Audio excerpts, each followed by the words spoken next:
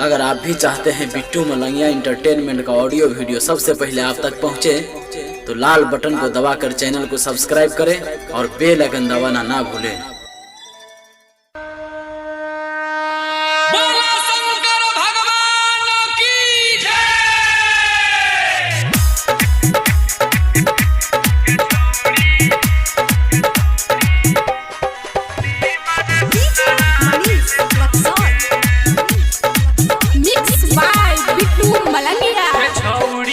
सावन में सोमवारी कोले नीमन दुल्हा मिल दोगे।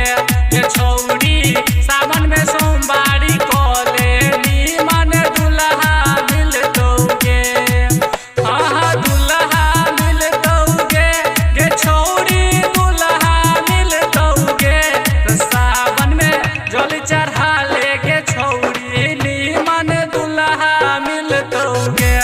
ये छौड़ी सावन में सोमवारी कोले नीमन दुल्हा मिल दोगे।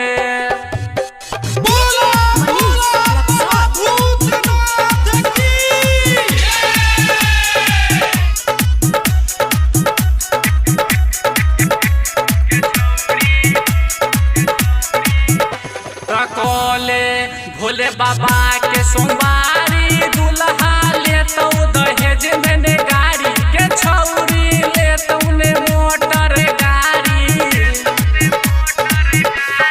कोले भोले बाबा के सोमवारी दुल्हा ले तो दहेज में गाड़ी के छौरी ले तो तोरा गाड़ी।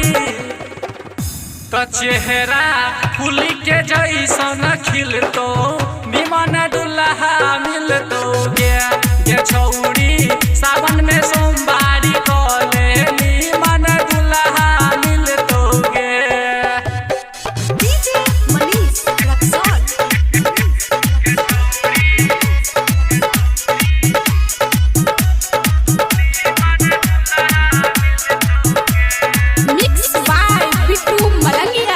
अपना सखी के संगे जई है पूजा करई में नई दुल्हा जई है के छौड़ी कइन को नई लजई है।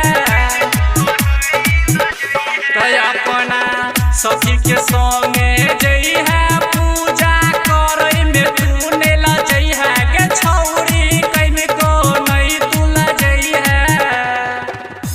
तो देखी के दुल्हा तो हर सुनर छौरा दीप को हिल गया। गे छौड़ी सावन में सोमवारी